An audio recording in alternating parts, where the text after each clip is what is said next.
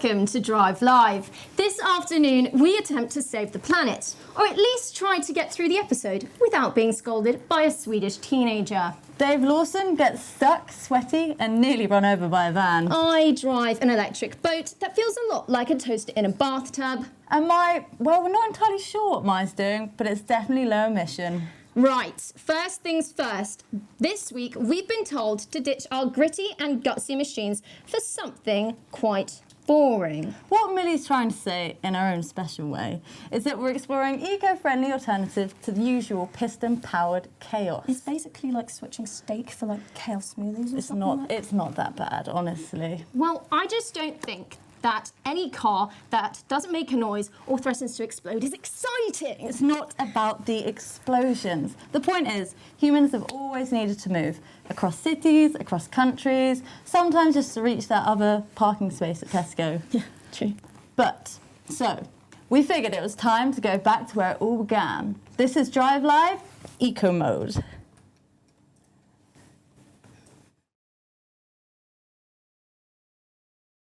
$375 million years ago, some fish were done with swimming and fancied a bit of hiking. They clambered out of the ocean and became tetrapods. Basically, everything with legs. Reptiles, birds, amphibians, mammals.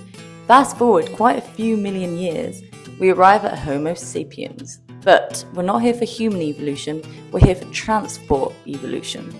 We used to travel out of necessity, migration, survival, chasing mammoths. Now, we travel so we can stand in front of an old building, point vaguely at it, and caption it on Instagram as wanderlust. So, we walked. Then somewhere, someone looked at a horse, a camel, an ox, and thought, I shall sit on that. And somehow, that was seen as progress. Miraculously, we didn't die out. In fact, we invented boats, canoes to be precise. The oldest one is 10,000 years old. That was all BC. Then once the baby Jesus made his grand entrance, things really took off. In the 1700s, a Frenchman thought, what if we float through the sky in a flaming bag of silk? Then came trains. Steam-powered ones came in first.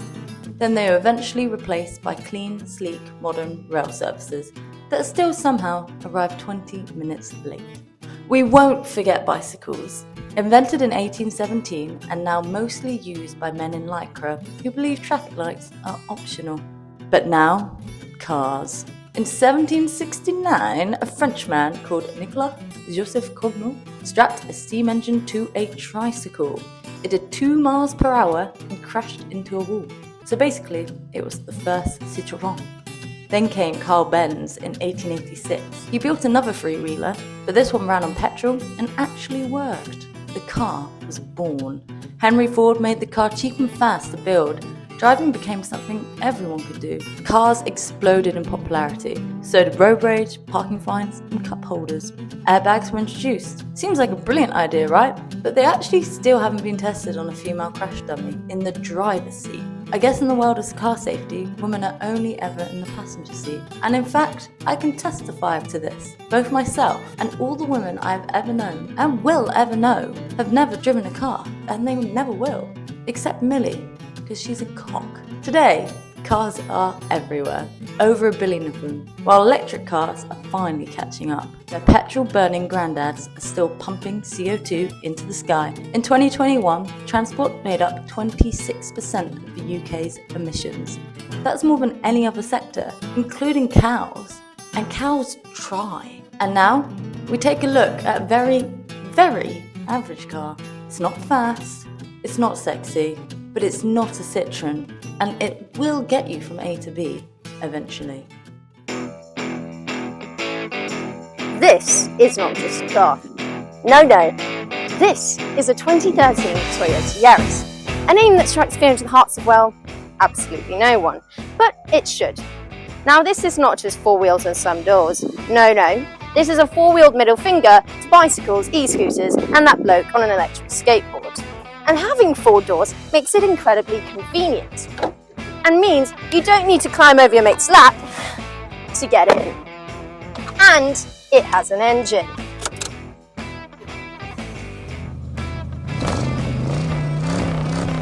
Not a big one, not a fast one, but when you put your foot down on that little pedal on the right, it moves with just enough conviction that you feel like you're the one in control.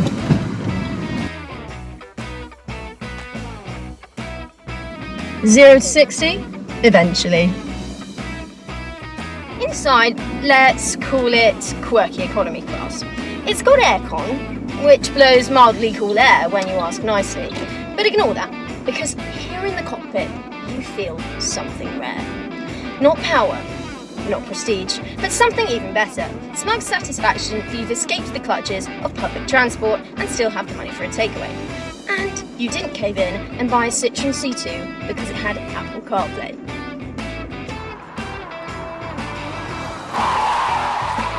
Now, round the back, there's boots.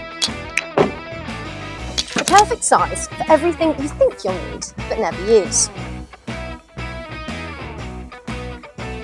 Outside, it looks like it was designed by someone who lost a bet and had to build a car using only Microsoft Paint. And it's got curves in places curves shouldn't be, creases that look like they were added during a minor crash, and a front end that looks like it just walked in on its parents. But somehow, it works. People don't just see a Yaris, they notice it. Briefly, and then it's gone, vanished in a puff of 3-cylinder ambition. But there is a downfall. Emissions. Yes, it releases stuff. Things, gases, not ideal for the planet. The sort of thing that would make Greta Thunberg appear in your rearview mirror like a judgmental ghost. But I guess anything's better than a badly driven diesel Range Rover. So no, the Yaris isn't a Ferrari, but it's not really trying to be. And to be honest, it's plucky. And if nothing else, it will definitely get you to IKEA. Eventually.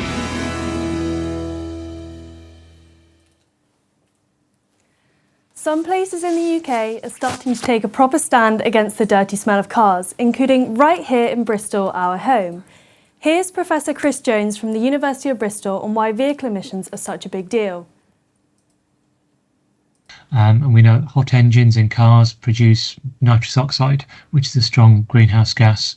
Internal combustion engines, especially diesel engines, also produce what we call aerosols. So these are small particles rather than gases, and they're very detrimental to local air quality. With more than 400 parks and green spaces, Bristol is packed with eco-friendly initiatives and aims to be carbon neutral by 2030. And tackling that pollution, it means rethinking how we get around.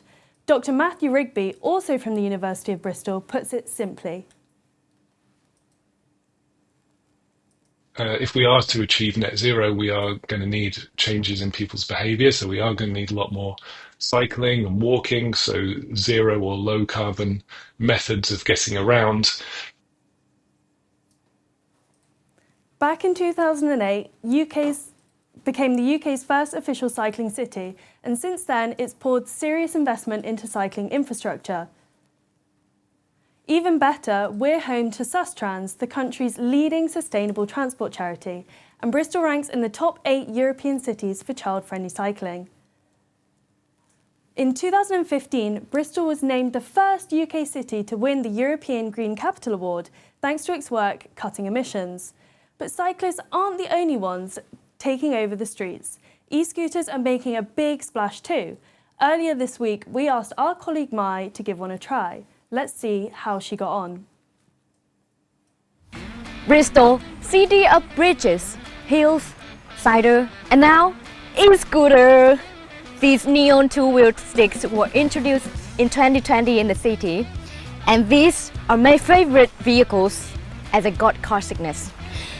These electric stallions can go a whooping 15.5 kilometers as fast as a caffeinated jogger, but with a smooth acceleration that feels like a riding a breeze. They go up to 50 kilometers on charge, which is basically from Bristol to Bath and back if you are brave. Designed for just one rider. Sorry, no romantic tandem ride here. They roll on chunky wheels that grip the road better than a Bristolian grab his cider can. Safety? Oh yes, They got a front and rear lights that could blind them all, and a screen showing your speed, map, and battery life. But the real question is, who actually charged these things? Now here's the twist. The scooters are actually making a difference. Since they showed up, they actually dropped the bicycle collisions by 20%. And guess what? 30% of the e-scooters replace cars, taxis. That means fewer films, fewer traffic jams, and fewer awkward conversations. They actually improve overall traffic safety. And let's be honest, that would be even more if you didn't need a license. Which brings me to a tragic confession. I do not have one. So now I'll just fake it with a green screen.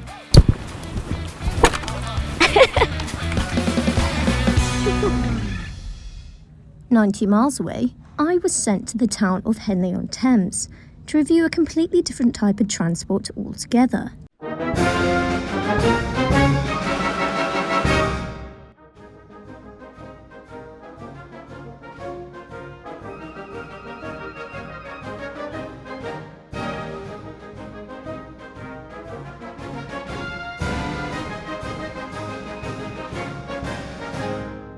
This is the Electroglide from Holland. It's a 5.3 metre, 6-seater, fully electric boat. Now I know what you're thinking. Surely this is the same as putting a toaster in a box.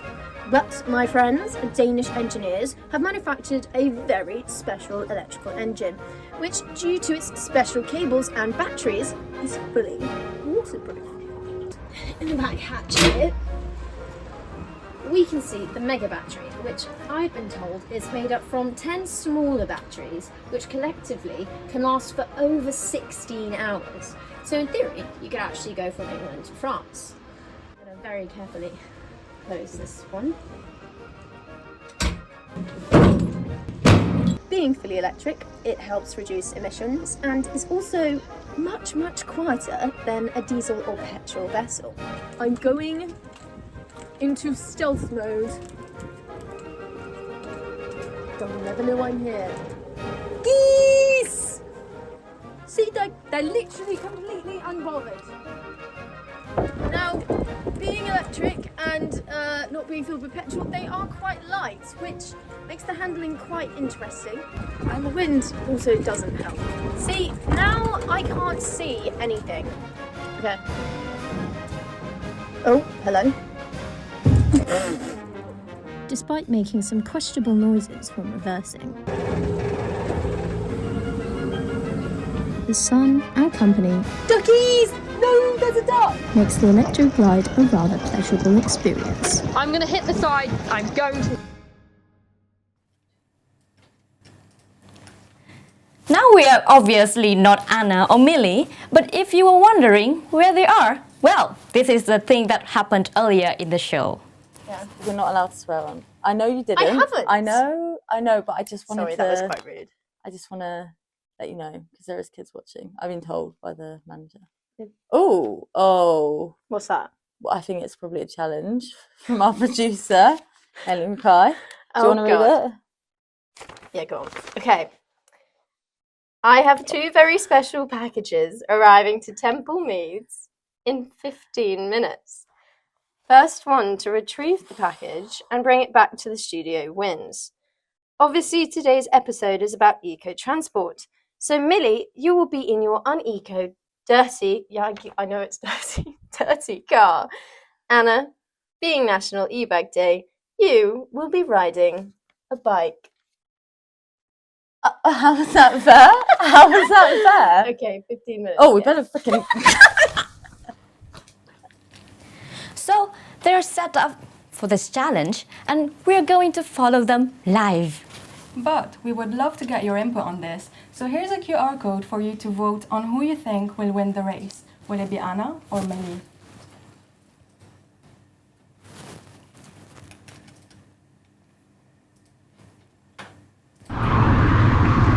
Right, looks like they've arrived at Temple Meads. Now the packages. Thank you very much, kind sir. Madam, what shall I call you? So, Millie. What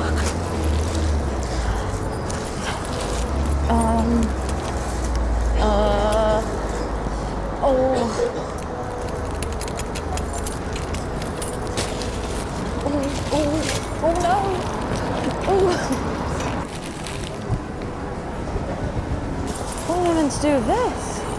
What am I meant to do with this? Gonna have to... Oh my god.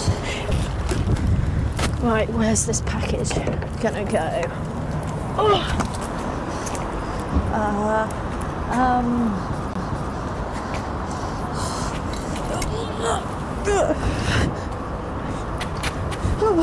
I must wear protective equipment.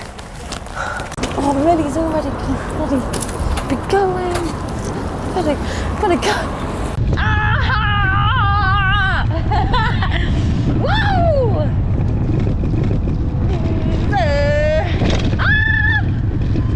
Oh my god! Woo! Screw it. I'm coming through!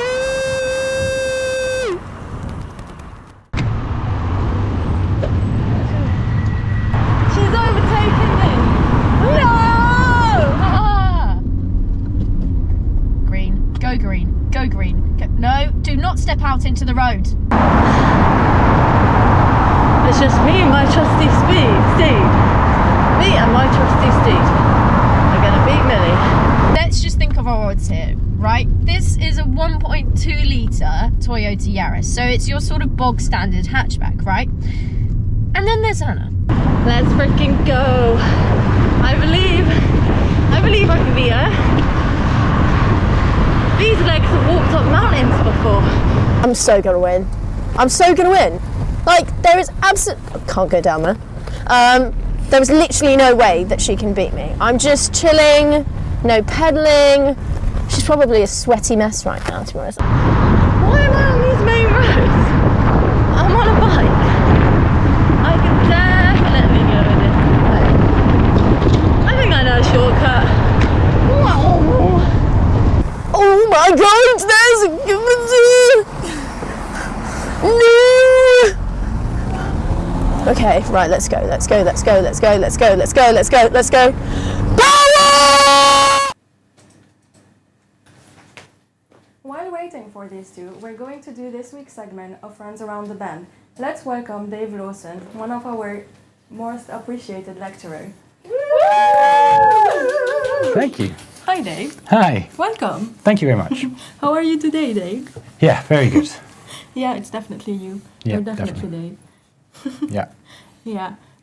So how do you think you did the race earlier in the week? You know what? I have no idea. Really, not a clue. Not a clue. Not How a did you clue. feel when doing it? Oh, it was amazing. Yeah. So much fun. Cool. Well, let's see. Shall we watch the race? Yeah, let's watch it. Yeah. Okay, can we have the computer? Thank you. Okay. And we're gonna play it now.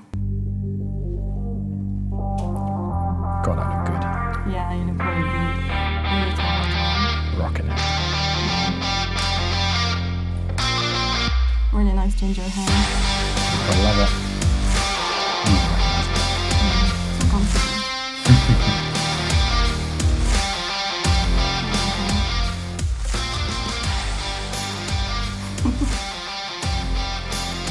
You were really focused. Oh man, never been more focused in my life. This was one of my proudest moments by the end Look of at it. my feet. I've got such massive clown feet.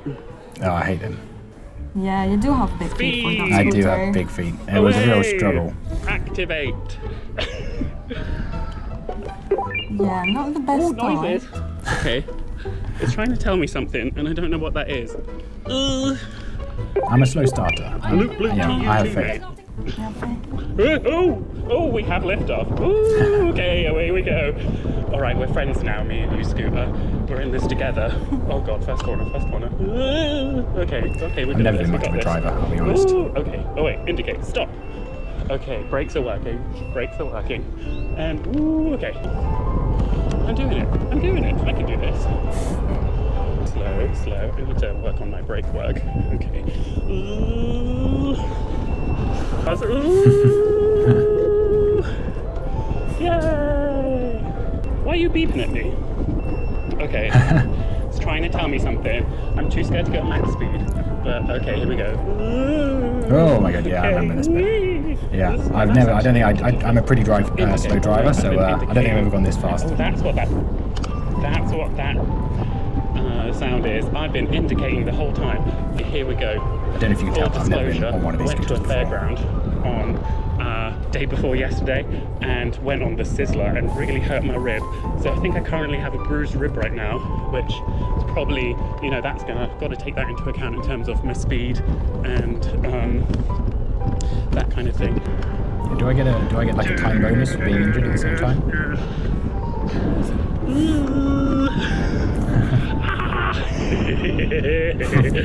I like this. Okay, this is my favourite bit of road. This is where I feel least likely to die. There a car coming? Okay. Ooh. Okay. And pedestrians. After you. Can't forget your manners, you know. Okay, I should probably talk more about roads and stuff. So, I'm feeling pretty good about this actually. I feel like this is comparable to a bike, right? And a car. I guess you can like get going pretty fast with the, ooh, okay. A van! Ah. Okay. Ooh, bump, ooh. This bit is pretty bumpy though. I am speed. I am the Puma. I am, no wait, Cheetah's probably faster than I am Cheetah. You've got to believe. Okay, we're coming to the finish line. Final corner. Okay, here we go.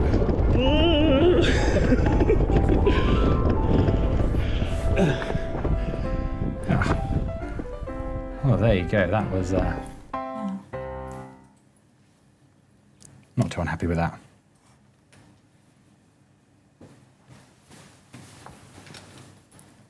Great job. You Thank did you. really well. How did you find it? Well, like I said, it was a pretty slow start, I think, but I think I got into it and I hit some speeds and some corners there, definitely. Yeah. Okay, Dave Lawson, you did it in 3:30 dead. Oh! Yes! Is that any good? Yeah. Oh, yeah. Yes, Dave! I mean, you did better than Andy Wakefield, Steve Simpson, Andy Wakefield. Oh, great. I hate those guys, so it's great to beat them. Yes. Thanks so much for coming on the show. Let's have a big round of applause for you again. Thank you, guys. Thank you. Yeah. Right now, Anna and Millie have made some good progress. Let's see how they got on with the race. Oh, there's a Tesco Express. Lovely. Mind the pole. I'm taking this off. I absolutely screw the producers. Right. Lock the car. Jesus Christ. I'm not really sure what I fancy, to be honest. I could get a croissant. Red light. I'm running. Running! Ah! Hey, you didn't run after! God. I must look like a bloody lunatic. But I actually want a croissant so bad. I wonder if they have coffee in here.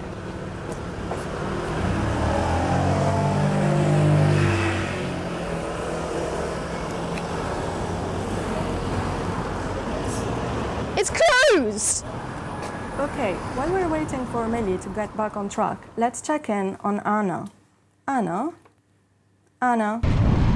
Hey, yeah, I'm a bit out of breath, but yeah, my head rate is going all right. I mean, I almost forgot I could go around the traffic, and I think Millie's probably stuck in traffic. I'm a bit out of breath though. I mean, Bristol's got a lot of hills, so it's not easy. I'm a bit sweaty, but I am close. I think I'm getting closer. I reckon like I might be able to be there, as long as nothing goes wrong now. Okay, well, let's see how Millie's doing. Millie, can you hear me? How's it going? I mean, I was kind of flying at the start, but There's quite a bit of traffic around here, you know. It's really getting on my nerve. How long do you think it will take you to get here? I mean, I thought I'd do it in 8 minutes. I've probably gone a little way, so I've maybe got about 4 minutes left now. I think 4 minutes. But you never know, to be honest. I think I can do it in 3. Okay, well, we wish you the best. We'll hopefully see you soon. Bye. God. Why do I do these things? Oh, they don't pay me enough.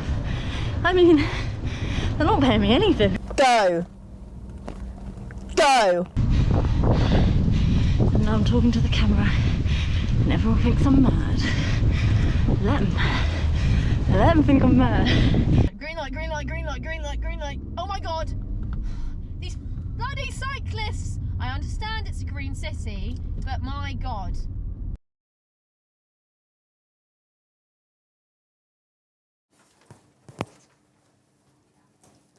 Okay, let's see where they are now.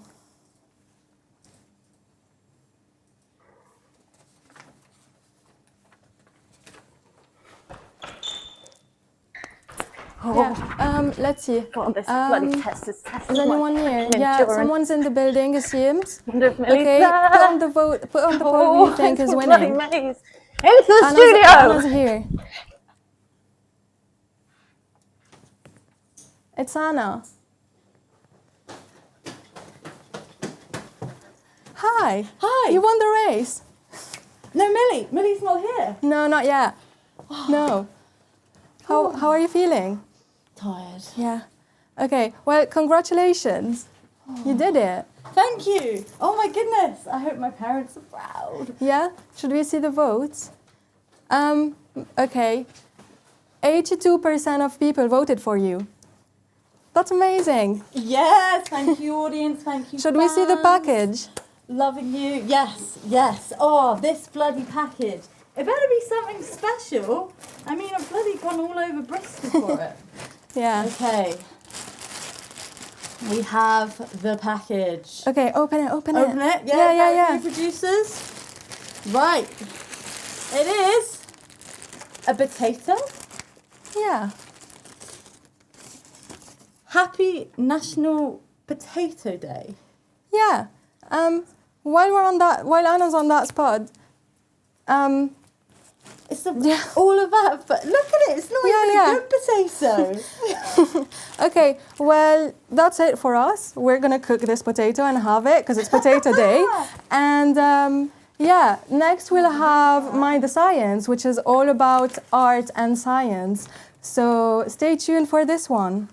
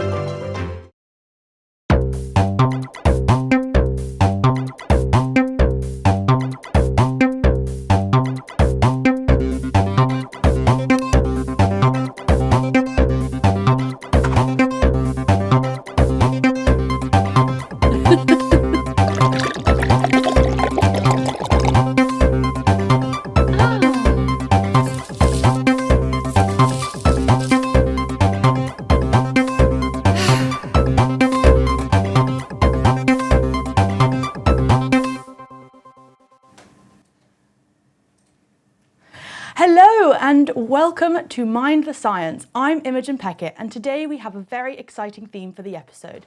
It's World Creativity Day, so the Mind the Science team are getting their aprons on and gathering their art supplies. We have a lot in store for you today to show you all the ways science can be creative. Now, you might think that science is all long journal articles and fluorescent lab lighting, but today we're going to look a little bit closer. First, we'll be meeting an artist who blends science and creativity in her work and asking some questions about this interesting intersection. Then, we'll follow a live creative chat session with our science sleuth Lauren, who will explain how nature gets creative whilst doing some art herself. After this, you'll join me on a colour walk, a fun activity which will take me through the city to track down a rainbow of flowers and discover fun facts about each one. Then, we'll be joined by Martha, who will give a live demonstration of flower pressing, talk about green prescribing and how art is good for your mental health. Finally, we'll announce the winner of our Science Creativity Challenge, Create for a Better Planet. Earlier this week, we asked you to show us how to get creative with science, and your responses were brilliant. We have received over 20 entries for our challenge, including lots of fabulous photographs from some of our star listeners, including Ellie, Callum and the Cooper family. The Mind the Science team have chosen our top 6, and it's up to you, our live audience, to pick the winner. Here's the QR code, scan to vote. Today is all about championing creativity, so let's make sure to show our contestants some love for getting creative. Over to our science sleuth Lauren to learn how science gets creative. Hi, I'm Lauren, and today I'm going to be talking to you about science melding with creativity. But something feels a little bit off. Perfect! See, life is so much better in colour, but the world of science is often a bit black and white. But with a bit of creativity, we're going to find out ways that we can fix that. Today, we're diving into why art isn't just decoration. It's becoming a powerful tool to connect people with science. And we're extremely lucky today to meet someone who exists on the intersection between these two different themes. Alex Herzl is an artist, bee activist, and science communicator. She uses multimedia to blend augmented reality and reality in a way that can tell a narrative about science. So, we're really lucky to be joined with Alex today. Hi Alex! Hello, Lauren, Immie and Martha. So Alex, what inspired you to combine science and art? I think we're living at an incredible time of science understanding, of incredible machines such as nano microscopes that allow us to look at the natural world in a way that has never happened before, and that is incredibly important to understand how climate change is going to change all these things. I think it's a fantastic time to look at science and try and understand the natural world. Lovely. And what do you love about the natural world? It's in complexity. It's interrelation between insects and plants. It's the absolute minute that we didn't realise as a community, as a global community, was so crucial. How tiny particles interact, how the minutest changes in the environment can have a catastrophic change on a much larger scale. I think that's completely amazing, and we're lucky to be understanding it. Awesome. And I'd love to speak to you about augmented reality in your pieces. What were the key successes and maybe some of the challenges? I think it's fantastic because it allows you to be very playful, open it up to new audiences. It's fantastic for telling stories, and you can think about complex themes. So I was trying to work out how to do static or smell in a visual way, in a way that did not involve touch because it was done during COVID, or smell because you didn't want people to smell actual stuff. So augmented reality allows the sense that somebody has their own way of interacting on their own scale using their own phone I think that's great. I think it's better than having a headset on where you lose reality around you. Well, it's challenges, but it's been a very steep learning curve. There's a lot to get your head around. You have to decide exactly how you want it all to move, how to do all the imagery, and how to put it all together. And then one of its challenges is that it's expensive because somebody else uploads it. Wonderful Zuba in Bristol. Another challenge is that Meta, brilliant Meta, have just removed the platform that we uploaded. It was called Spark AR, and they took it offline. And why do you think that communicating science through art is so effective? Well, I think it always has been. I think artists can tell stories. In fact, I would say they have a responsibility to try and tell a story, whichever way it might be. Have been a conceptual artist, but I do enjoy the actual act of painting and drawing and working out layouts and things. And I think images can tell 1,000 words, and it's a very easy way to cut through quite complex science. And that's one of the things that Dr. Dave Lawson and I worked on very intensely. That is awesome, Alex. And finally, do you have any other projects that you'd like to share with us today? My future ideas, well, that's never a problem. Future ideas come at me all the time. My problem is actually carrying them out. I'm trying to do a piece about soil interaction, tree interaction. I've been looking at fungal interaction, sort of funguses and toadstools and things. But I also want to just carry on with bees. It's an everlasting subject. Bees, but other insects as well, beetles, butterflies. I'll be happy until I'm forever 100, just working out all this. I hadn't realised how artwork has informed my my understanding of the natural world. Well, thank you so much again. It's been an absolute treat having you on, and everyone should go and check out Alex Herzl's work. It is truly inspirational. And with that, I'm feeling compelled to make my own art inspired by nature. I'll see you down at the studio.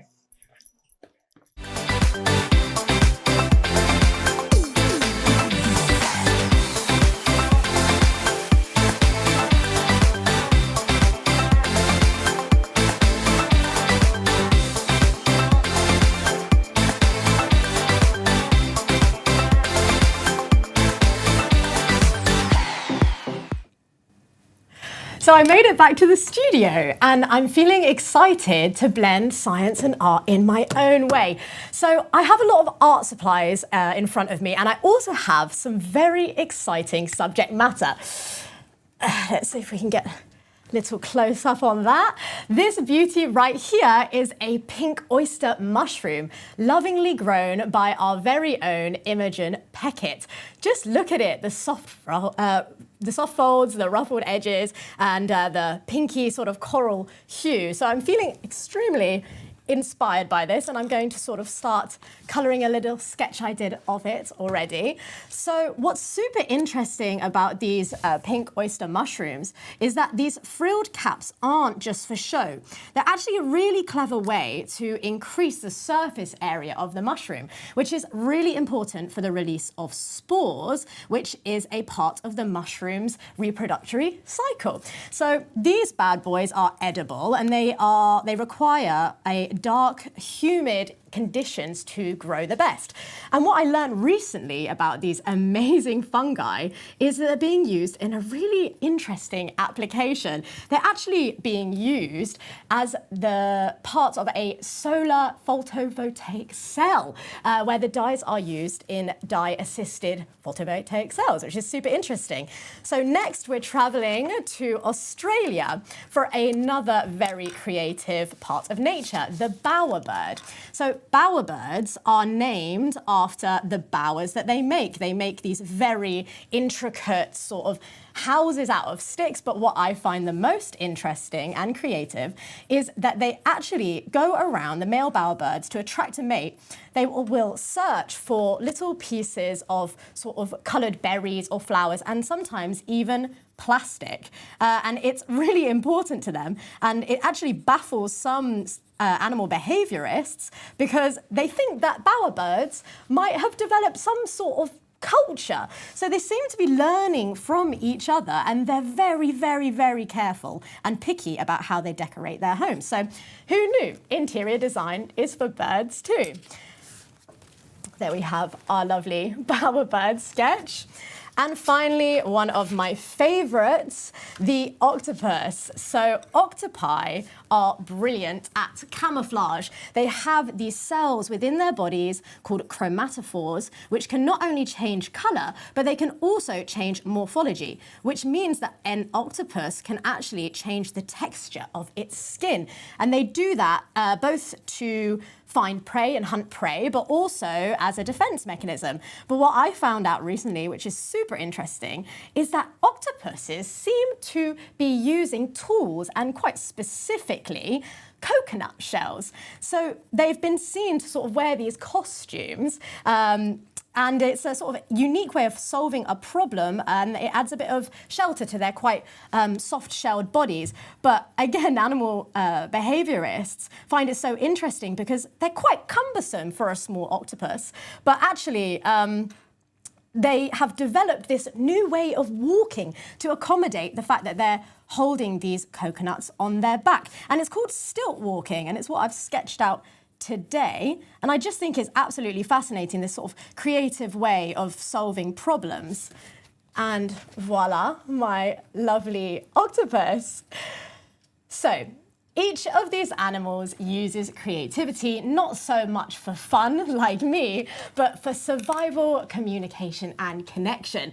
Nature doesn't separate science from art, it embodies both. So thank you so much for joining me for this celebration of scientific creativity for World Creativity Day. From mushroom frills to ingenious birds, the natural world is brimming with inspiration. Now, we're taking this creativity outside, and we're going to join our explorer extraordinaire, Immie, for a colour walk, where we're going to tune in to the shapes, the textures, and the colours all around us. I'll see you out there.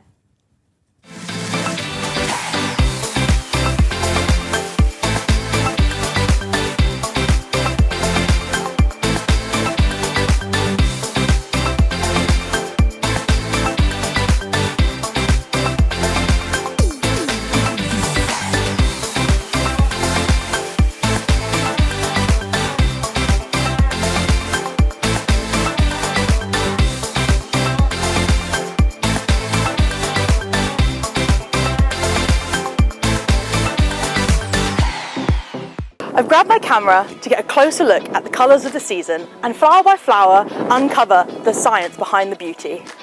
You don't have to go far to find colours in the spring. It's all around us, tucked into little wild corners around the city. This area just outside the university isn't wild by accident. It's been planted to support pollinators in the city. A pocket of colour and biodiversity, designed with purpose, and a great place to look for a flower rainbow. For white, we've got the ox-eye daisy. Like many of their relatives, they exhibit heliotropism, meaning their heads follow the sun, staying visible to pollinators. For yellow, we have the meadow buttercup, bright, beautiful, but bitter.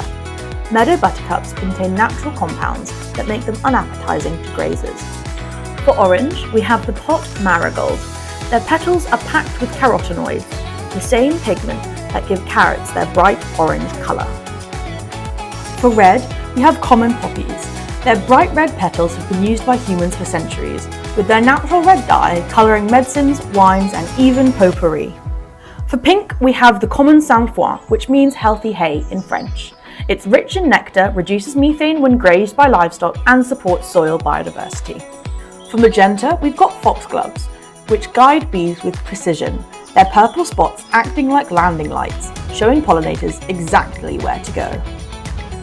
For purple, we have the common knapweed. It's a top nectar source in UK meadows with thistle-like blooms that are pollinator magnets buzzing with bees.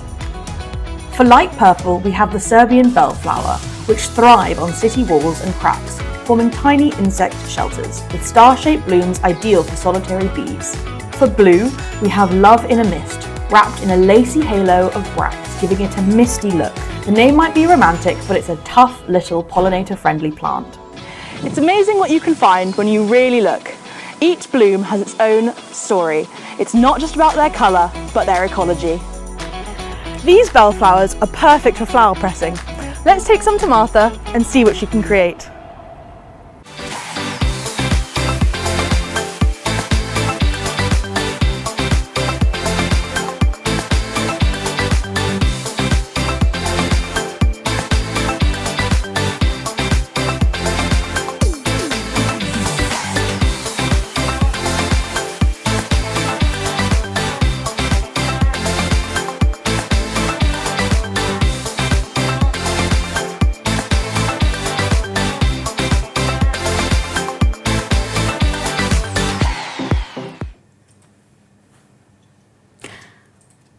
Wow, all those entries are great. We have some very talented viewers. I particularly like the 2 mushroom ones. Now, I'm going to show you how you can get creative at home through flower pressing. Now, don't worry, this is really easy and only requires a few components. First, in order to flower press, you'll need to get some flowers. I picked these earlier and Immie brought me some more on her colour walk. Okay, so you need to pick the flowers off slowly and carefully remove them from the stem. If you're using a bouquet of flowers or ones from your garden, you might want to use scissors to detach them. But generally, if you really gently remove them, it's really easy. I have some Serbian bellflowers here and some daisies. Okay, so I've detached a few flowers. Now, you need to grab your heaviest book to press them in. I think this one should work. They're very heavy. I'll pop that back on there and open the book. Okay, so now you need to use some kitchen roll. Or if you don't have any, baking paper works as well. So if you lie this on there nice and flat and the book is even, then grab your flowers, and I like to make sure that they're arranged nice and spread apart so that it's really obvious when you come and get them. So make sure that the way the book is folding, it's not going to smush them when you fold it, and just gently place them onto the paper. Don't worry too much about designs at this point because you're going to be able to move them around when you press them, after you press them. Okay, so I'm really carefully going to fold over the book now. Like that. Now, you want to place your book in the middle of a very heavy pile. Luckily, I have a pile right here. And then you want to leave these for about 2 weeks in a nice, warm, dry part of your house.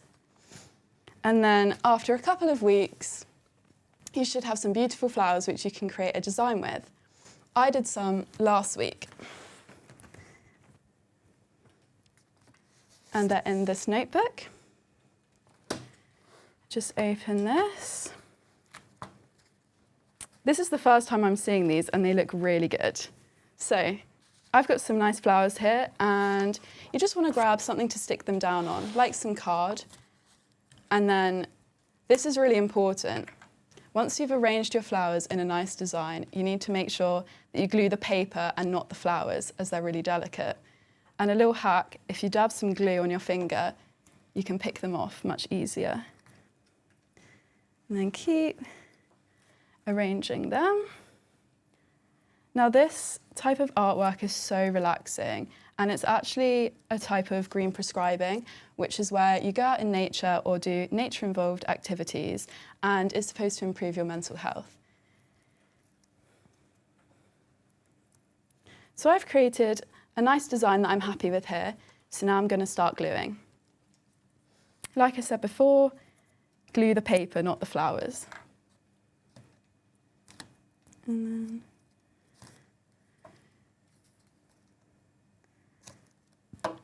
now, this is a really versatile form of art making. You can create nice personal greetings cards with them, or you can put them in a photo frame or even make a bookmark. But what I'm doing here is just creating a nice little collage. I've just got two more petals to stick down, and then it should be all done.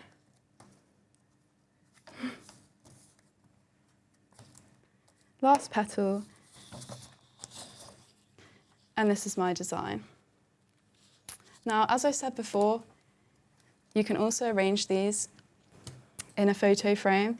I did this one earlier, and you can display it in your house.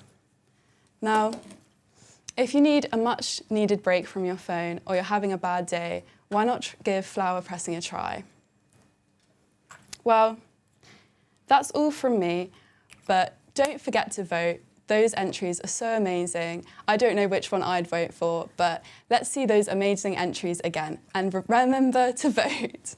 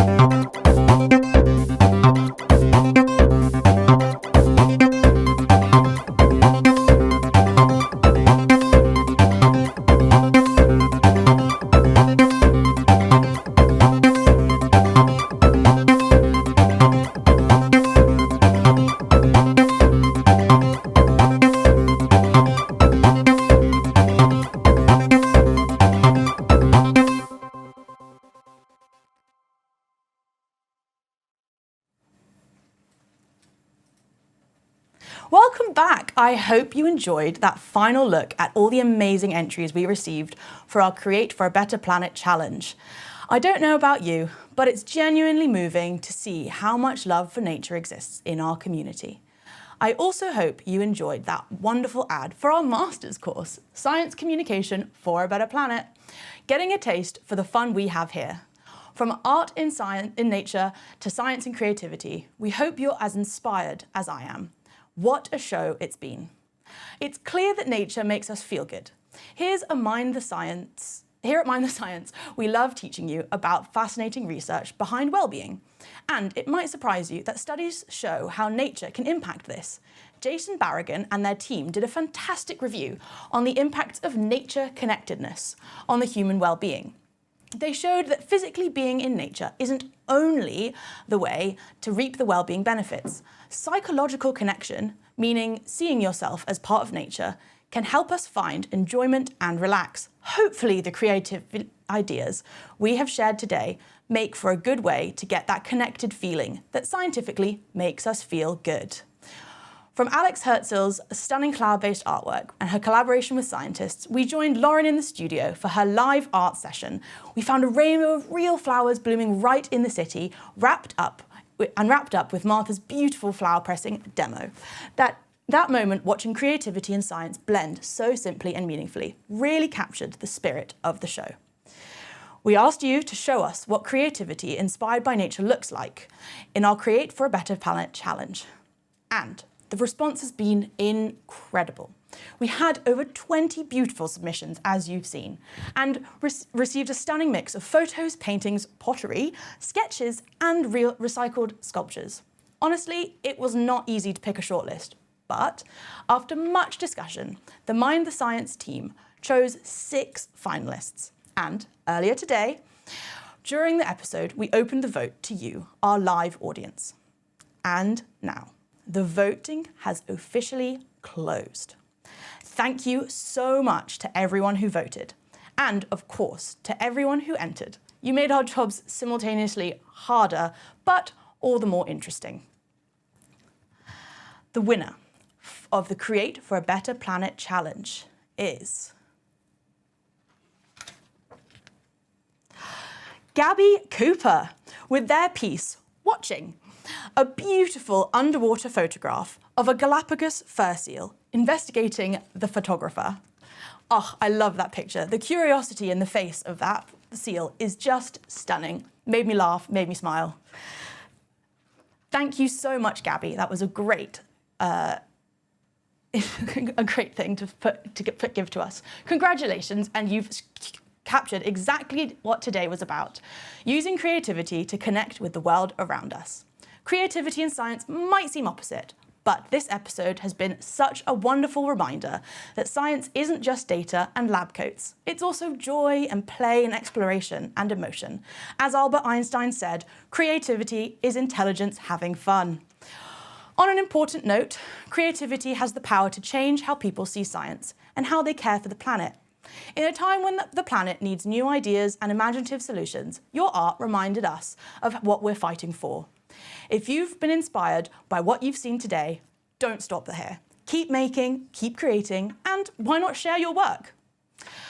Don't go anywhere. We've got another fantastic episode coming right up after the break. Think Blue Peter, but a little greener, because next up is Green Sam to learn about an interesting mammal. Stick around, it's going to be great. From Mind the Science team, thank you so much for watching and for celebrating World Creativity Day with us in a true science communication style.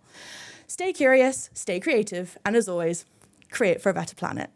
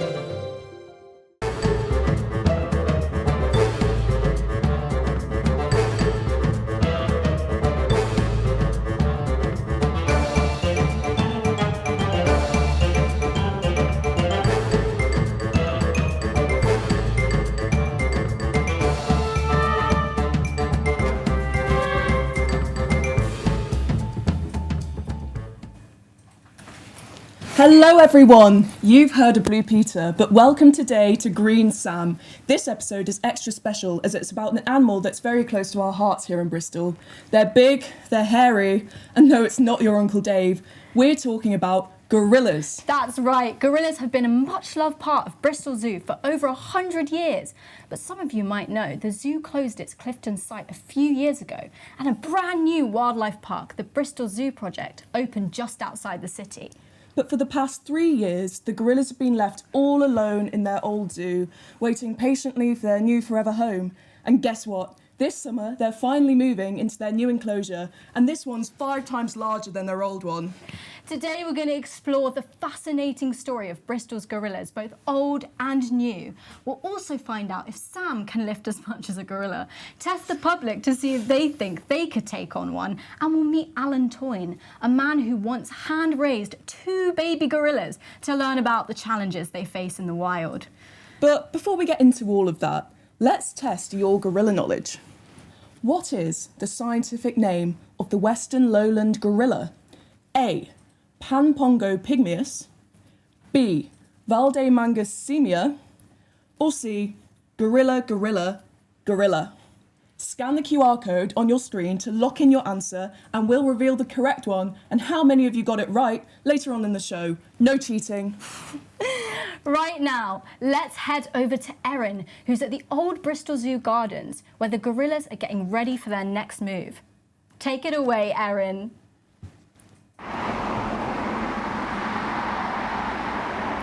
Thanks guys, it's Erin here and I am at the old Bristol Zoo Gardens, and right behind me is where a very special group of Western Lowland gorillas still lives. The leader of the group is Jock, and Jock isn't just any gorilla. At 41 years old, he is the oldest male gorilla in the UK. In the wild, the silverbacks are the protectors of the group, looking after the youngsters and the females, making sure that the whole family is safe and sound. Now let's meet the rest of the gang. First up, we've got Toonie. Toonie is the dominant female. She is curious, confident, and a little bit of an action hero. Not only is she really good at climbing trees, she's also a top-tier tool user. She will use branches to reach tasty treats that are just out of reach. Clever girl. Then we have Carla. Carla is a little bit shyer than Toonie, a little bit more reserved. But don't let that fool you, she's still very important to Jock. In fact, she's actually his favorite. Then we have Kira. Kira is the oldest female of the group, and she hasn't always had an easy time in life. But now that she's moved in with the group and she seems to have found her place, she's a lot happier. And of course, no family is complete without a group of little ones causing chaos. So let's meet the youngsters. Ayana, Junie, Hassani, and Afia. They are all curious, playful, and full of energy. But big changes are ahead for the family, because this summer they will all be moving to a new home, a specially designed Central African forest habitat, which has got way more space for them, and it's much similar to the sort of wild setting that they would be used to living in. It's a very big change for them, and it's a brilliant one. Thanks, Erin. That was amazing. But hang on. If all the animals have moved to Bristol Zoo Project, why are the gorillas still there? Well, as you can imagine, these big guys aren't exactly easy to pack up and pop in a van. Gorillas need loads of space and enrichment and really carefully designed homes, so building their new forest enclosure has taken a little bit of time. Oh yes. Well, also, this enclosure is like 5 times bigger than their old one, and the team have been working really hard to make it perfect for when they do move in. Yeah, and they're going to feel right at home the moment they arrive. Yeah. And the good news is that the wait is nearly over. This summer, the gorillas will finally be making their big move back to their brand new forest haven. And they won't be all alone. They'll be joined by some exciting new neighbours, including endangered African grey parrots, critically endangered slender-snouted crocodiles, and some cheeky cherry-crowned mangabees. What a mouthful. So it's out with the old and in with the new, I suppose? Well, yes, when it comes to giving animals the best care possible. But the old zoo and its amazing residents will never ever be forgotten, especially one particularly handsome fellow.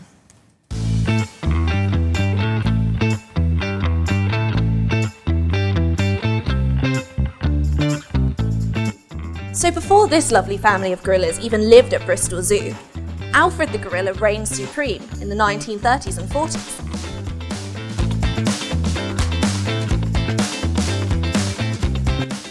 Alfred was one amazing ape. He liked throwing snowballs. Ow! He disliked aeroplanes. Ow! And he hated men with beards. Sorry, Sam. That's alright, Romany. Now, Alfred was stuffed. No, literally, he was stuffed. Following his death in 1948, after living 18 years at Bristol Zoo, he was stuffed and preserved in Bristol Museum and Art Gallery, safely stored behind a glass cabinet. Until stuffed Alfred was stolen from the museum.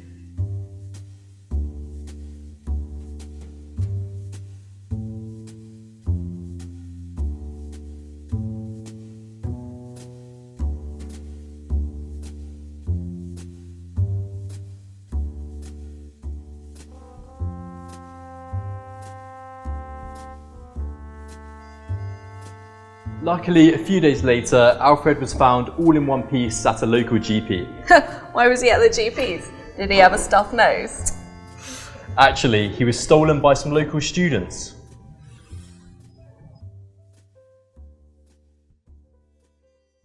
Thankfully, museum security is much better these days. Well, at least they left him looking pretty stylish. Back to you in the studio.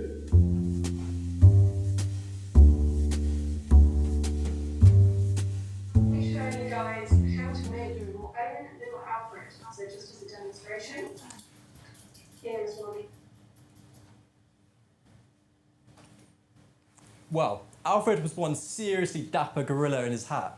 What a shame he wouldn't have been too keen on me. But I've got to say, I'm a big fan of his. I mean, just look at that style. I'm not sure I could have pulled it off, but I think I might have the next best thing. Everybody, grab some pens and paper, because we're heading over to the Arts and Crafts studio, where Erin is about to show us how to make the one and only Alfred. Thanks, Sam. So, I'm going to be showing you how to make your own Alfred, and just as a demonstration, we've got one that I made earlier. So the first thing you're going to do is take your little square of paper and fold it along the diagonals. So you need to do both diagonals. There's one, and there is the other. So next you're going to take a corner and fold it into the middle, where the two fold lines intersect, and then take the little corner and fold it back up again. Once you've done that, kind of flip it over, take the sides and fold them almost into the middle, but not quite all the way. Got a little gap there. Then you take them back out, and you're going to go with this corner here to just about where the fold line is there, and fold that in, and then go with the same on the other side. Now we're going to take the folds that you did earlier and bring them back. So you should be in this position. And then you take the bottom corner, and that comes up almost to the middle, not quite, a little bit of a gap. And then take a tiny bit of this down here. And at this point, you can take the whole thing and fold it apart. We're getting there now, guys, stay with me. So you want to create a crease along there and open it back out. And this is where you get to fold out here, opening this way, so you can see his little face. And then the last thing you've got to do is round out his cheeks. You can draw a little face on him. And with that, you have got yourself an Alfred. Back to you guys in the studio.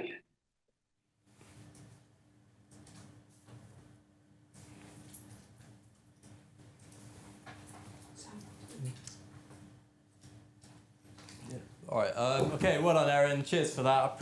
Brilliant origami Alfred. Looks just like the real thing.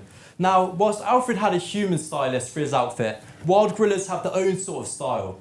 Adult females and young gorillas have been seen to sport the very fashionable stick hat and the ever more fashionable straw scarf.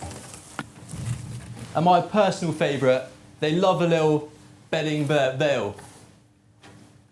But you don't really see the big silverbacks dressing up in this sort of style. I wonder if they just don't have any of the outfits in their size. Well, that wouldn't be surprising, since adult silverback gorillas can weigh up to 180 kilograms. That's about the same size as 3 people. And it's not just size. These big boys are exceptionally strong. A fully grown silverback gorilla can lift 1,800 kilograms. But I reckon I can lift that, right? Easy peasy. Well, less time to see if I've got what it takes to outlift a gorilla. I'm going to attempt to lift as much as a Western lowland gorilla. Come on!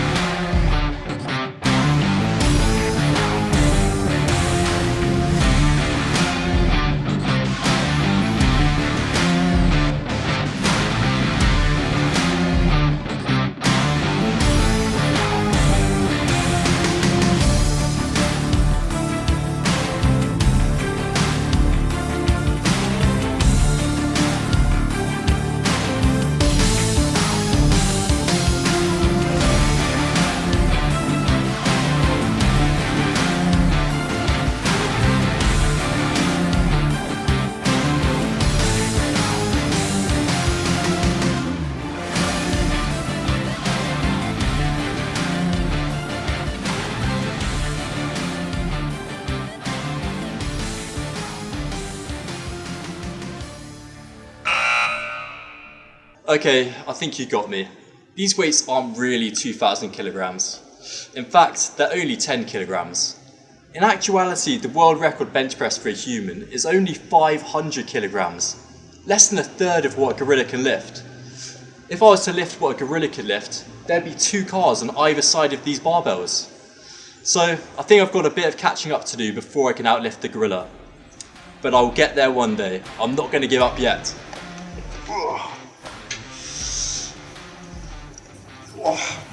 But I might still have a bit of training to do. Back to you in the studio. Nice try, Sam. Nice try, Sam. You're getting there. Maybe a few more bananas and a lot more push-ups. Yeah, I mean, I never knew gorillas were so strong. I think that makes my decision for me. I won't be wrestling any gorillas anytime soon. Probably a smart choice. Even though gorillas look tough, they're actually pretty shy and gentle unless you mess with them or their family. And if that happens, let's just say not even 100 Sams would stand a chance. Well, I don't know. I reckon 100 people could take on a gorilla. What? No way. They're way too strong. 100 people wouldn't be able to. Well, I guess there's only one way to find out. We sent Caroline onto the streets of Bristol to settle this once and for all. Who would win in a fight? 100 humans or 1 gorilla? Over to you, Caroline. Hello, Caroline here. Unusually, I've been thinking, humans think they're pretty tough. So I'm out and about in Bristol today, speaking with the public. Oh wow. Hello. We'll talk about the 100 people versus 1 gorilla trend to see if people think they're as strong as they actually think they are. I wonder what they'll have to say. We're going to find out once and for all if it would be 1 gorilla or 100 people who would win in a fight. Let's go. I mean, who do you think would win? 100 people or 1 gorilla? I think 1 gorilla. 1 gorilla, yeah, okay then. I think people are nasty and cruel. I think that a gorilla would be very kind-hearted and 100 people would totally smash 1 gorilla. That's true, that is true. And what's your reasoning? I think gorilla is, wild gorilla is really powerful. So that's 1 added to 100 people and 1 added to 1 gorilla. I know, we'll see if it'll be a tie. Do you think that 100 people or 1 gorilla would win in a fight?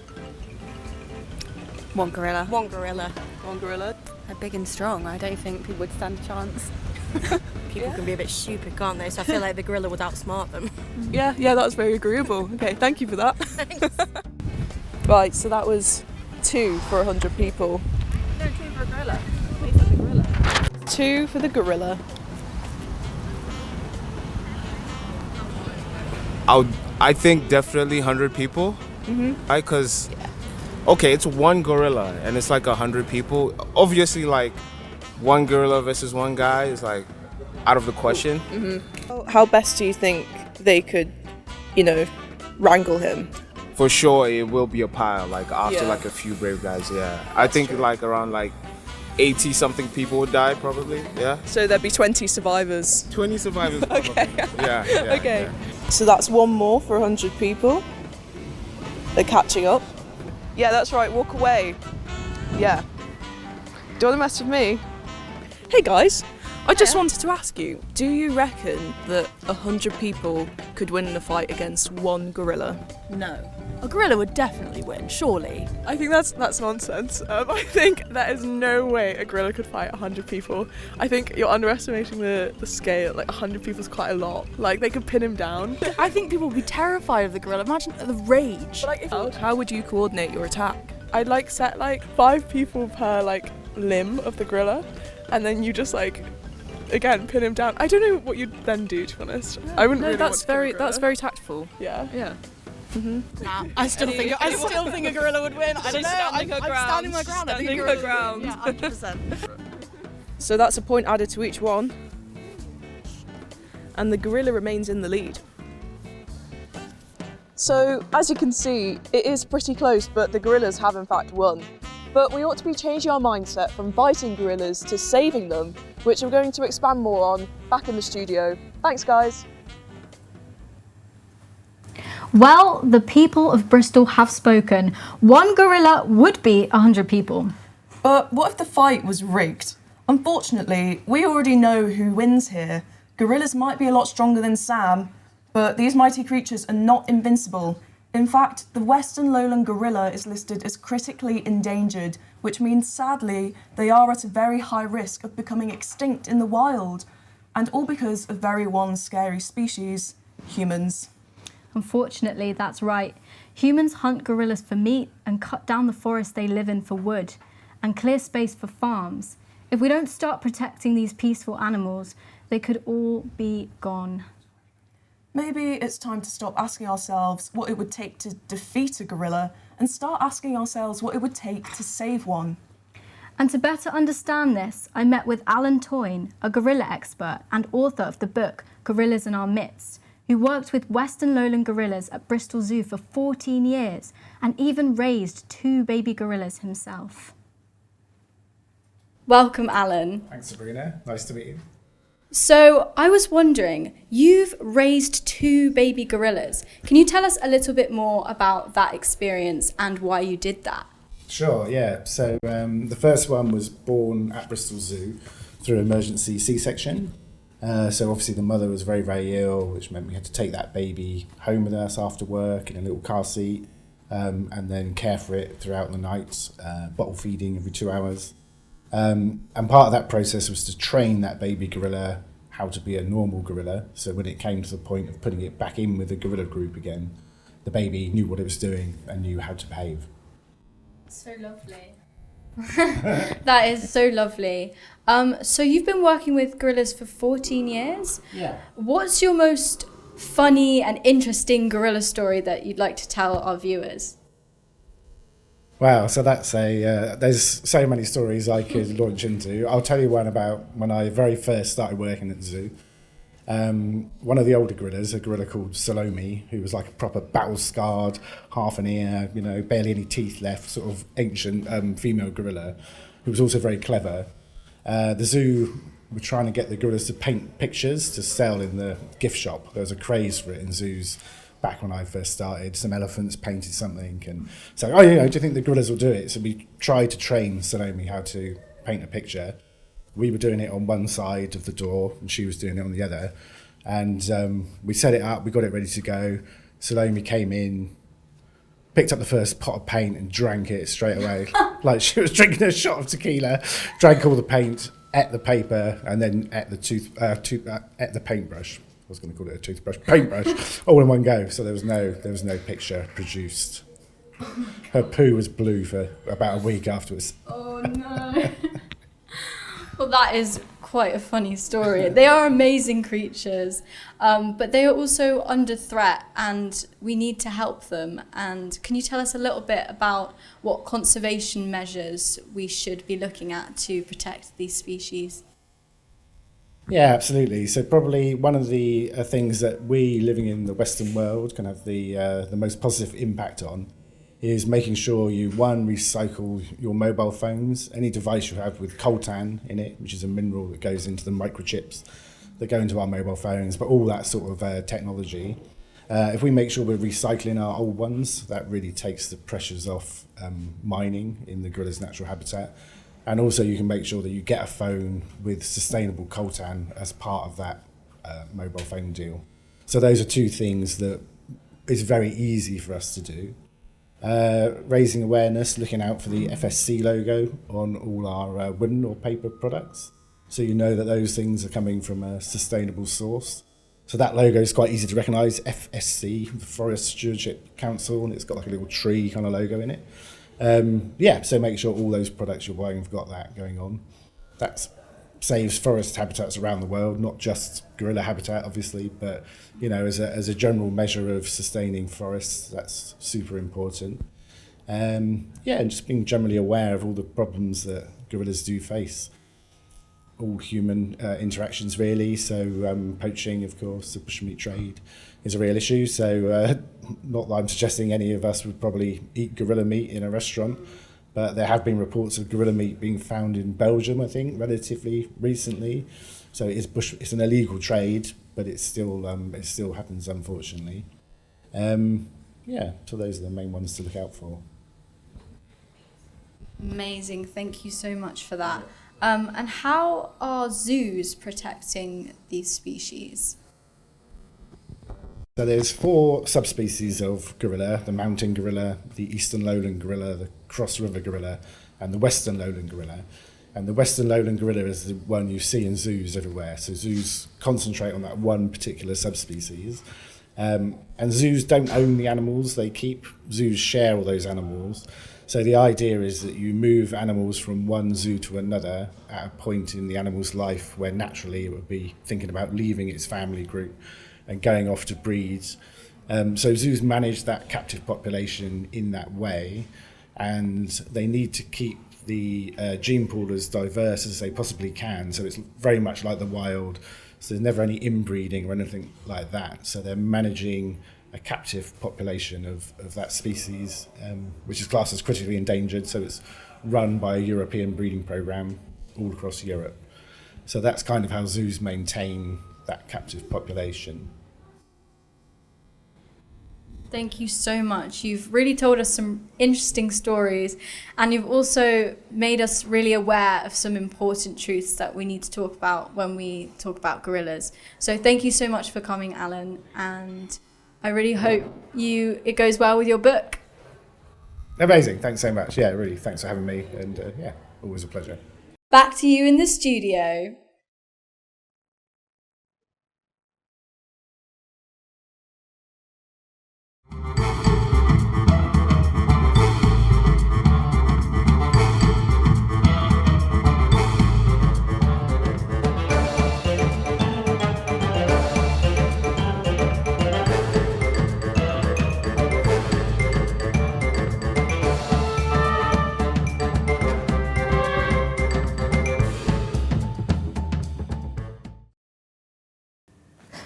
Wow, Alan sure knows his stuff. Imagine raising 2 baby gorillas. That must have been so cute. Now, the answer even to the question you've all been waiting for: what is the scientific name for a western lowland gorilla? Well, drum roll freeze. It is gorilla, gorilla, gorilla.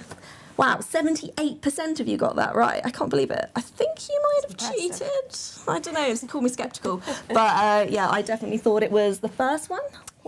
Pan-Pongo pygmaeus. And what does that mean? It sounds legitimate because it's actually a combination of the Latin names for chimpanzees and orangutans. And the second one was completely made up. It's just the Latin for very big monkey. It was a bluff. So, What else have we learned today? Well, we've learned that gorillas are very beautiful creatures, but unfortunately they're threatened by humans at the moment. Yeah, we also learned that Sam can't lift as much as a gorilla, which is nearly 2,000 kgs. That's crazy. He'd have to do a lot of working out, and even then, I think, what did he say? I think the world's strongest man or something could only lift 500 kgs. Yeah. We also, so if you want to get involved in helping the gorillas out, you can learn how to be a fundraiser or donate money at the Bristol Zoo website, the Bristol Zoo Project website. Yeah, there's all sorts of different ways you can fundraise. You can do bake sales or marathons or quiz nights. So many different options. And just £25 can help get bedding and like the wooden bedding for the gorillas so they can feel right at home and provide enrichment for them as well. Exactly, yeah. So just head over to the website on screen and get a little bit of fundraising going on. And for the more adventurous among you, they've even got a skydiving fundraiser organised. So head on to their website, www.bristolzoo.org.uk, to get involved in that. Right. Well, that's it from us. I hope you all love gorillas as much as we do now. Yeah, and tune in next time. But first, who are we going to next? Unearthed. Unearthed. Stay tuned for Unearthed. They're the next the next channel on is Unearthed. I wonder what they're going to be talking about. Must be about making the world a better place. Bye.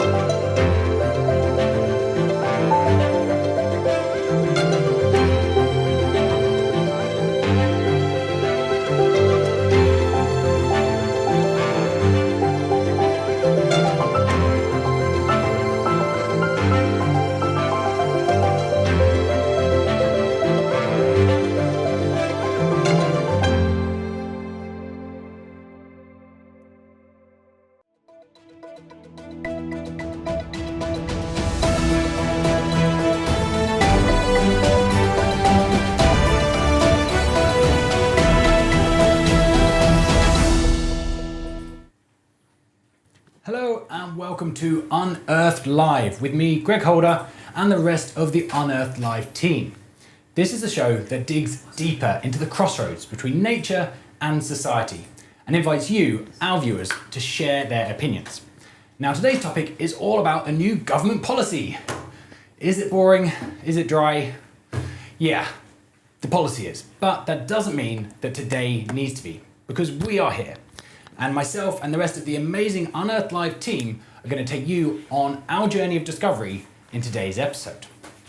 And we're also going to show you a little bit about how we learned all about this bill and how we got this Unearthed Live together earlier in the week. In today's show, we're going to discuss a controversial new bill that is tabled by the Labour Party about a month ago. And it potentially pits our need for housing against our need for nature. But the government argues that the housing shortage needs to be addressed. This is without doubt an incredibly important bill, both for the most deprived in the UK, but also for our deprived nature. During this week's episode, we are going to hear from some amazing experts in the field, and also we're going to get a chance to hear from some of the general public. And as usual, we'll be opening up a page to hear from you, the viewers. We'll want to hear your views, and then we can discuss them later in the programme. So, let's open up our online forum and get your thoughts. So follow the QR code on the screen now and send your opinions to us. Your thoughts, feelings, and how you feel about the bill. And don't worry if you don't know anything about it, and we still want to hear from you as the show goes on. But make sure you stick around and you'll have a much better understanding of the bill and how it affects you and our wildlife by the end of the show. Now, of course, we need to learn a lot more about biodiversity before we learn about the bill. So we've got Lizzie Narbert out in the field to tell us a bit more about biodiversity and why it's so important for you guys. Over to you, Lizzie.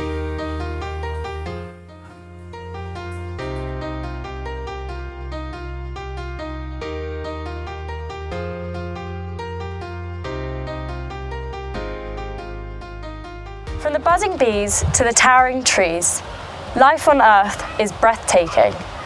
Now this variety of plants, animals and fungi is what we call biodiversity, and it matters more than you might think. Biodiversity isn't just about wild animals on the savannas of Africa or the rainforests of Borneo. It's the tiny beetle under every log, the wildflowers in your local park, and the life in our oceans. It exists on every level, from tiny ants to the trees in this forest. Biodiversity provides us with food, filters our water, and cleans the air. Pollinators help grow crops, the wetlands prevent flooding, and forests lock away carbon.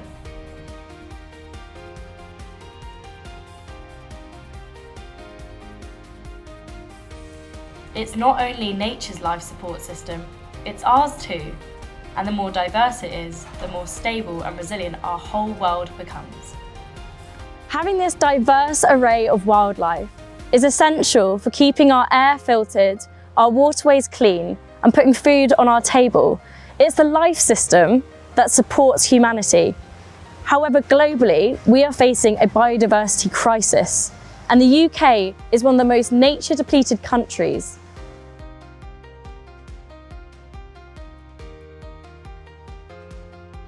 But we still have time. Protecting biodiversity involves knowing it, valuing it, and aiming to keep life connected.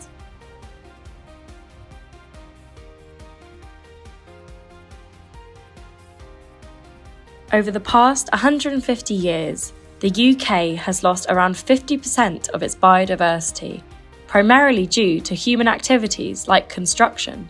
Currently, every 1 in 6 species is at risk of disappearing entirely. But there are projects, even locally here in Bristol, that are fighting to restore the environment that we so heavily rely on. I had the opportunity to speak to Henry Rossiter, the director and business developer of Belmont Estate, which is a project dedicated to restoring our natural environment and enhancing biodiversity net gain, or BNG as he refers to it. Without the restoration of, or without nature being present within planet Earth, we simply will not survive. Nature is the sole basis for our food, our safe water systems, our medicine, the way that we commute, the way that we live. In terms of how we're doing about it, not well. In terms of Great Britain especially, we are really great at destroying nature. Out of the 240 countries and territories in the world, in a recent UN study, we found that England in particular was number 232. So we're the 8th least biodiverse country in the world. Obviously, with Labour's pledge to build 1.5 million homes, they are wanting to streamline the potential challenges in terms of development. They shouldn't remove BNG. They should simply make it more easier to achieve, because we come back to the earlier point in the fact that as a country who is dwindling on nature, and we need it to be able to produce the food that we need to survive as a society, it's essential that we attend to those.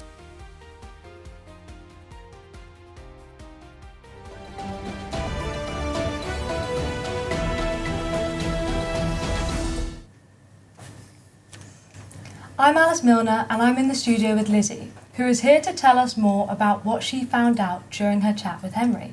So, Lizzie, why is the UK nature in one of the worst states globally? Well, there's lots of reasons for why nature loss is happening. I mean, in the UK, the main reasons would be land use change, infrastructure and development's a really big one, and habitat fragmentation, which is where habitats get broken up. And what was really interesting in my chat with Henry is he also mentioned that our disconnection with nature is also exacerbating this issue. And so particularly with these like housing and development projects, because we've lost that connection with nature, what that means is that we're not really considering the environment whilst we're building new houses. And then biodiversity loss is then just being exacerbated. Yeah. Right, so how do we go about building this reconnection with nature? Well, the disconnection's vast, and so the way to get it back is going to take a lot of work, but what that means is places like Belmont Estate, Henry was saying, is they run these sort of reconnection with nature projects, and they bring in school-age children, but also business corporations for sort of team building days. And what that means is they are educated on why biodiversity is so important, and also like it just emphasises that we rely on biodiversity in every day of our lives, so they can be really beneficial for that. Yeah. You mentioned earlier that development, things like housing and roads, is a major driver of biodiversity loss.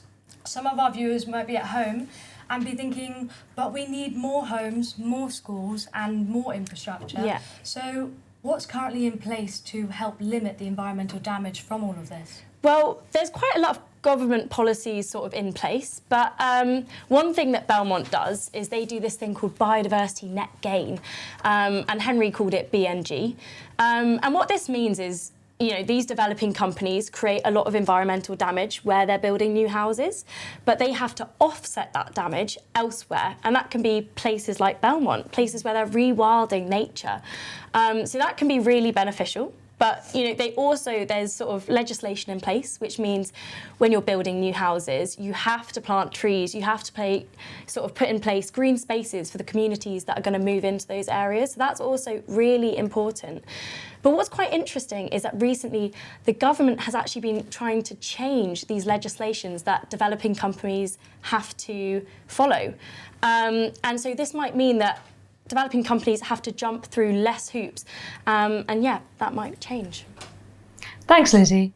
So that leads us on to the Planning and Infrastructure Bill. And to help us unpack this rather hefty piece of legislation, we're going to talk to Ben Clifford. He's a Professor of Spatial Planning and Governance at UCL. Ben, can you hear me? Yes, hello. Okay, great. So our first question for you is, for our listeners, could you please just outline the bill and why it's important that we streamline planning and infrastructure in the UK? The bill's trying to streamline planning and infrastructure to support delivering sort of major infrastructure projects and the delivery of more housing.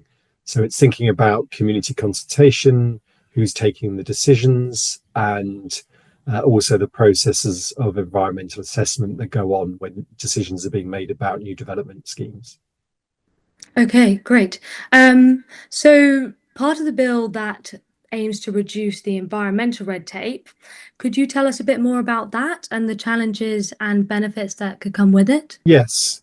So what's perhaps been labelled as red tape is particularly the bit that's around kind of taking a scheme by scheme assessment of the likely impacts on protected sites and species, and saying instead of doing mitigation on a individual scheme by scheme basis, instead perhaps developers could pay into a pot of money that's used to think about nature improvements on a wider scale. Okay, and how do you think this could affect our wildlife in the UK? What are some potential challenges that we could see? Yeah. So there's been a lot of sort of negative coverage. Things like the high-speed 2 railway. There was, talk of the tens of millions of pounds spent on a tunnel to protect bats. You quite often get discussion about newts and things, and it's sort of held up that this is holding us back from development, particularly that there's a housing crisis. The issue is, though, that if you allow on a site-by-site basis there to be damage to habitats, this could be quite significant for environment. We're in a very nature-depleted country. And so how well are we able to kind of take payments and try and pool them and think about environmental protection on a wider geography than just an individual development? Or is it best just to tie it to that individual development that's going on and make sure there's certainty about environmental protection each time anything new is being proposed for development? Okay, well, on that note, so do you think it's a possibility to, have the best of both worlds, streamline planning and infrastructure without potentially sacrificing environmental protections, or is that a lot harder to manage as the nature of the bill? That's what the government's hoping to achieve through these measures, but it's really, really challenging, actually. And what sometimes labelled as red tape, to other people is measures and protections which are there to help protect nature given the climate crisis, given biodiversity loss. So it's really difficult to find a way that is going to allow development to go ahead without being held up, but at the same time to make sure that it's not going to cause environmental damage. And this is a tension that's really, really long standing in kind of development and planning debates. Okay, well, on a more local scale, how do you think the bill could affect the ability of local communities and councillors in having a say on the projects near them? So the bill's proposing what it's going to call a national scheme of delegation. So that determines whether a professional planning officer makes a decision on a planning application or elected councillors. And it wants elected councillors to be involved less than at present, because the government thinks that also will streamline the planning system and perhaps reduce kind of objections to development. But the corollary of that is does that mean there's less opportunity for people to feel like they've had a say and that they've been able to influence development? And again, it's quite a fine balancing act that the government's trying to do between delivering development that it says is needed, particularly housing, but not doing so in a way that sort of makes communities feel not listened to. Okay, amazing. Thank you so much for your time, Ben. Thank you very much. And we're going back to Lizzie. Lizzie, can you tell us any more? Yes, thanks, Alice. So the government has brought in this new bill to try and tackle the worsening housing crisis in the UK. And the thing is, the UN has said that adequate housing is a fundamental human right. And they said, the centre of our social, emotional, and sometimes economic lives, a home should be a sanctuary, a place to live in peace, security, and dignity. So although housing is a human right, the UK is currently falling short. But why is this? Well, we've got overcrowding, there's homelessness on the rise, and currently 1 in 4 adults aged between 20 and 24 still live at home.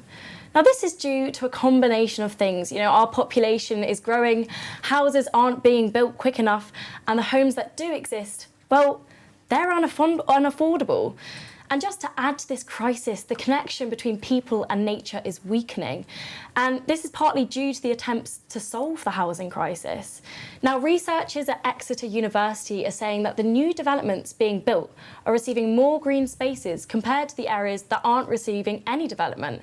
And there are worries that the spatial social inequality may be worsened by environmental restoration only taking place at these new housing estates. Okay. So the Labour government has set an ambitious target to build 1.5 million new homes by 2029. But will this planning and infrastructure bill be enough to meet this target? And will our access to nature be heavily divided depending on where these new housing developments are being put up? Well, if you're concerned about your diminishing access to nature due to these developments, we want to hear from you. Scan the QR code and let us know your thoughts. How are you being impacted by this housing crisis? You could be a renter, a buyer, or you could just be families nationwide. If you feel impacted, we want to hear from you. What are you experiencing? Now, whilst we're waiting to hear what you think, B headed down into Bristol city centre to see what the general public knows and thinks of this upcoming bill.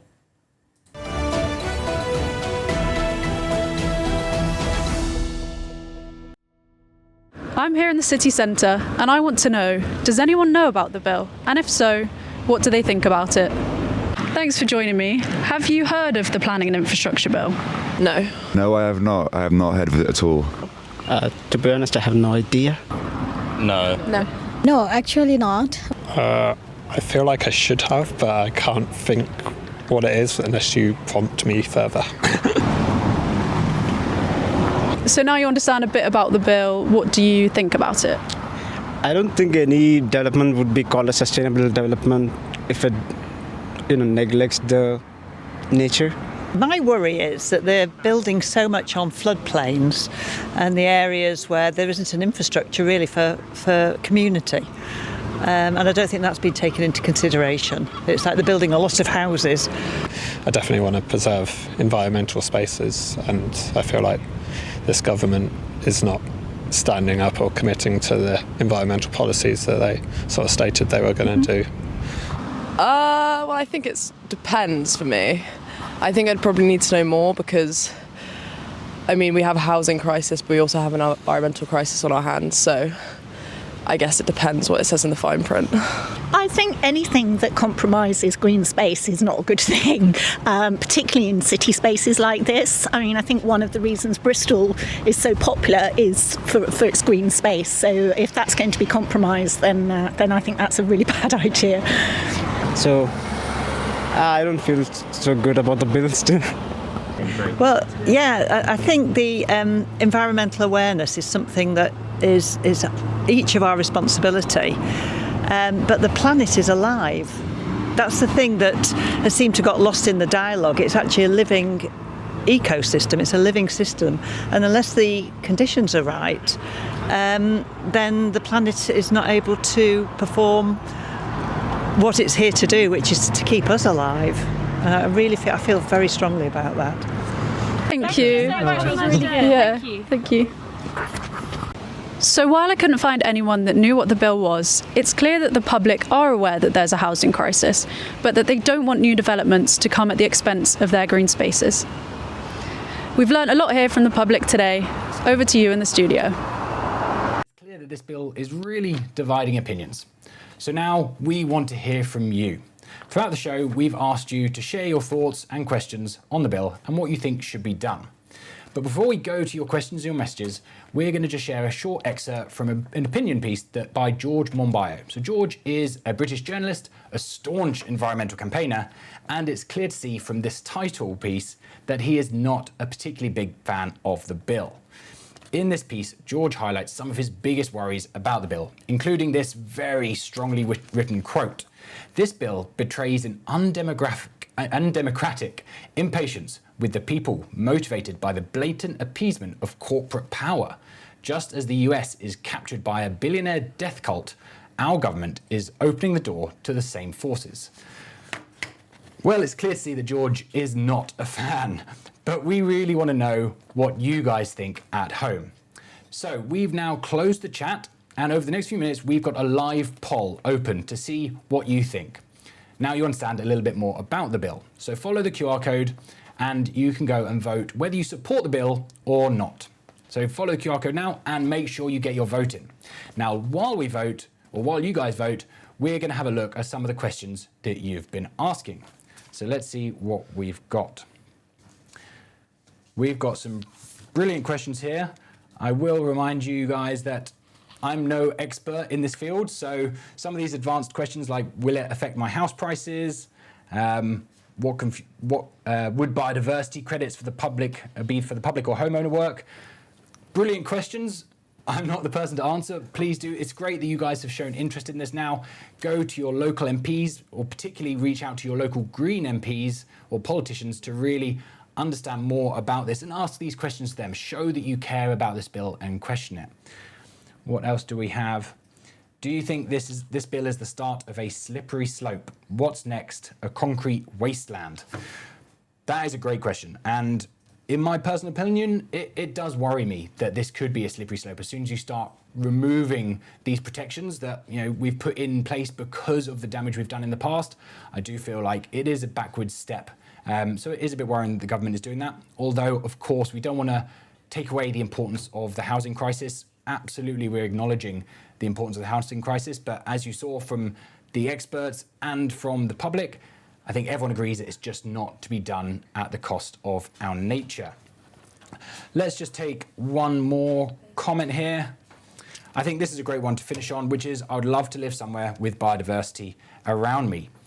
Absolutely, I think everyone feels the same way. There's a lot of research showing how amazingly good it is for you to be surrounded by nature regularly. So if we can actually live in places with biodiversity around us, that will make a huge difference to mental health and all sorts of other factors. So absolutely, definitely, great comment, and I agree, without doubt. So now we're going to move on from the questions. For our last segment of today, we're going to head out live outside in our local garden and show you some of the smaller things we can do to help biodiversity. But before we do that, we have a little treat for you. So obviously this story is very current. This bill is currently going between the House of Commons and the House of Lords. And so, as you may have guessed, we've had to put this show together in a really short timeline. So what we thought we'd do is show you a little bit more about how we put this show together in just 4 days. So what we're going to do is we're going to take you behind the scenes of Unearthed Live.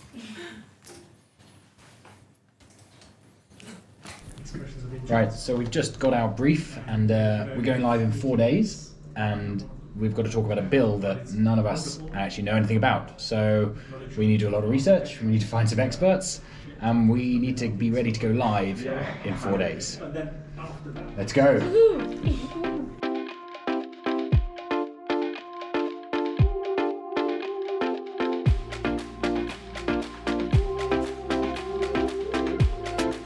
What's the weather looking like, Greg? Oh, we can beat that one out. No, sorry. Yeah. Beep!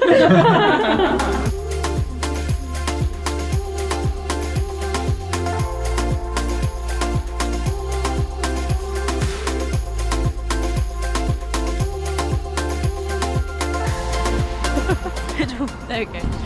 We're just about to head down to Queen's Avenue to see what the general public think about the new planning and infrastructure bill. Is it Vox Pop? Vox Pox? What does that stand for?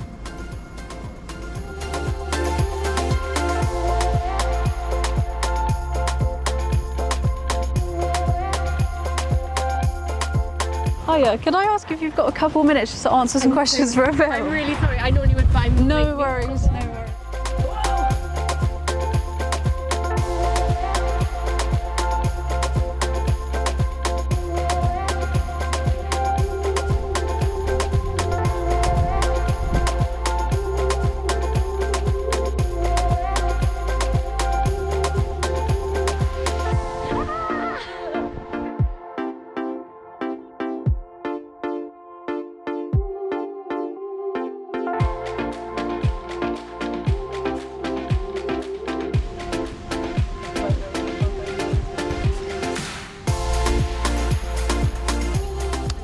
I've just filmed my VT about biodiversity.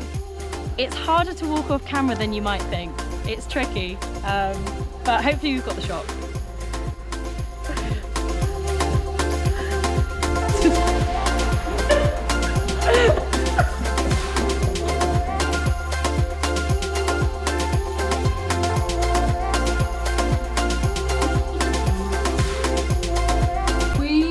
Lined up an interview with Ben Clifford, who's Professor of Spatial Planning at the UCL, but he was named by Apolitical as one of the 100 most influential academics in the government in the UK. So, it's a big deal.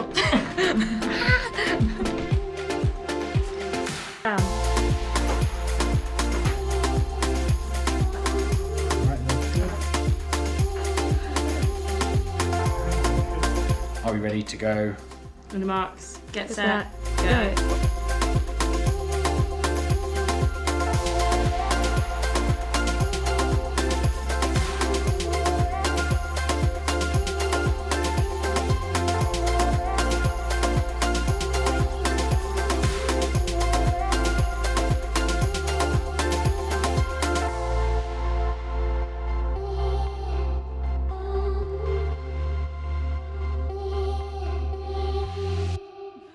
Cut! Okay, so you can see that was a bit of a roller coaster, and we've managed to make it out here into the garden in time. That was a bit of a close call. I'm a little bit out of end of May to allow all those small insects and pollinators to come out of hibernation and feed up and get strong and healthy, and for other around the green spaces before we cut our lawn. Some of the other things we want to do is have high biodiversity. So allotments and gardens are really great for biodiversity. The largest proportion of green spaces in a city with about 35% of the green space. Therefore, it's a real opportunity to allow biodiversity to thrive in these areas, as well as allotments. Allotments come sort of second in that and are great places for biodiversity as well. So what we're going to do now, I think, is we're going to head to a close-up of our strawberry down here. Maybe Alice can follow me in as well. And we're going to check out, see if there's anything live down there. Nope, can't see anything. You've gone portrait. Okay. Well, that's live TV for you. We've not actually got that much. I can't see any pollinators or anything in this beautiful garden, which is very unusual. But there you go. That's live TV. Don't ever work with animals, even pollinators. So this brings us to the end of the show. I hope you've really enjoyed it. I hope you've learned a lot more about this really important bill and highlight some things that you might want to talk to your MPs, your friends, experts about, to really understand what you want the government to do according to this bill. But thank you so much for tuning in to Unearthed Live. This also brings us to the end of Better Planet Live 2025 with the group of master students at the University of Bristol studying science communications for a better planet. We want to say thank you to everyone who's helped us throughout the year, particularly Steve and Andy as directors. Absolutely so grateful for you. And then this week, we absolutely want to say a massive thank you to Ellie Mackay, who has absolutely kept us alive this week throughout the filming and everything. We really want to say a massive, massive thank you to you and everyone who's been involved. But until next time, we'll see you later.